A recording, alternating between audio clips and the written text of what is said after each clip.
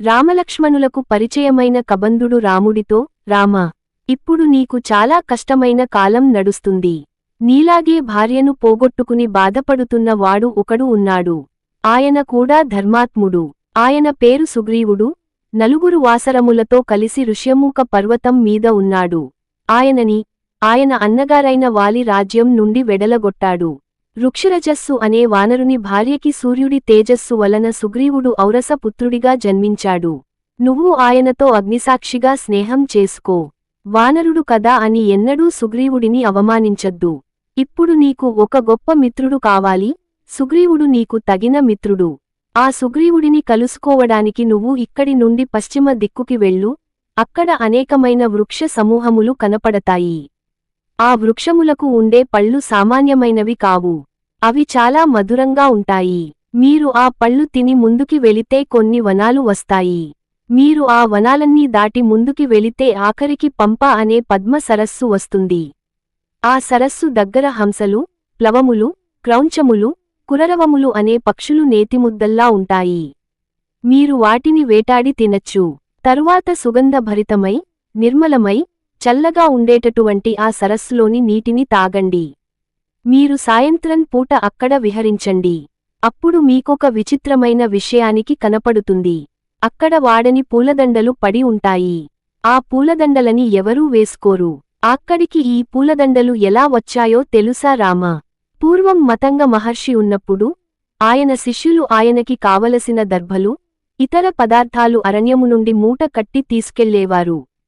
వారు అలా తీసుకెళుతున్నప్పుడు వారి ఒంటికి చెమట పట్టి, ఆ చెమట బిందువులు భూమి మీద పడ్డాయి. వారు ఎంతగా గురు శుశ్రూష చేసినవారంటే వాళ్ల చెమట బిందువులు భూమి మీద పడగానే పూలదండలుగా మారిపోయాయి. ఆ పూలదండలు ఇప్పటికీ వాడకుండా అలానే ఉన్నాయి. నువ్వు ఆ పూలదండలని చూసి సంతోషించు. ఆ పంపా సరోవరానికి ముందరే ఋష్యమూక పర్వతం కనపడుతుంది. ఆ ఋష్యమూక పర్వతాన్ని పూర్వకాలంలో బ్రహ్మగారు నిర్మించారు. దానిని ఎక్కడం చాలా కష్టం. చిత్రమేమిటంటే ఆ పర్వతాన్ని గున్న ఏనుగులు రక్షిస్తూ ఉంటాయి. ఆ గున్న ఏనుగులు రోజు పంపా సరోవరం దగ్గరికి గుంపులుగా వచ్చి నీళ్లు తాగుతాయి. దాహం తీరిపోగానే పౌరుషం వచ్చి ఆ ఏనుగులన్నీ నోట్లో నుండి నెత్తురు కారేటట్టు కొట్టుకుంటాయి. అంతగా కొట్టుకున్నాక అవి స్నేహితులు చెయ్యి కలుపుకొని వెళ్ళినట్టు తొండాలు ముడివేసుకొని ఆ ఋష్యమూక పర్వతం చుట్టూ తిరుగుతాయి.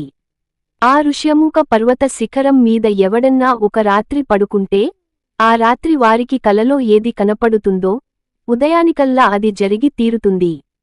పాపకర్మ ఉన్నవాడు, దుష్టబుద్ధి ఉన్నవాడు ఆ పర్వతాన్ని ఎక్కలేడు. ఆ పర్వతాల మీద 5 వానరాలు ఉన్నాయి. ఆ పర్వతం మీదకి వెళితే ఒక పెద్ద గుహ ఉంటుంది. దానిని ఒక రాతి పలకతో మూసి ఉంచుతారు. ఆ గుహలోకి ఎవరూ ప్రవేశించలేరు. దాని పక్కనే ఒక పెద్ద తోట ఉంటుంది. అందులో అన్ని ఫలాలు లభిస్తాయి. ఆ ఫలాలని తింటూ అక్కడే ఉన్న సరస్సులోని నీళ్లు తాగుతూ సుగ్రీవుడు ఆ గుహలో కూర్చొని ఉంటాడు. ఆ సుగ్రీవుడు అప్పుడప్పుడు గుహ నుండి బయటకి వచ్చి ఆ పర్వత శిఖరాల మీద ఒక పెద్ద బండరాయి మీద కూర్చుంటూ ఉంటాడు. గుర్తుపెట్టుకో రామా, ఆ సుగ్రీవుడికి సూర్యకిరణాలు ఎంత దూరం వరకు భూమి మీద పడతాయో అంతవరకు ఏ పర్వతాలు ఉన్నాయో, ఎన్ని గుహలు ఉన్నాయో, ఆ గుహలలో ఎవరు ఉంటారో, ఎవరు ఎక్కడ ఉంటారో, ఎక్కడ పాలిస్తారో, వారి వంశం ఏమిటో అన్నీ తెలుసు.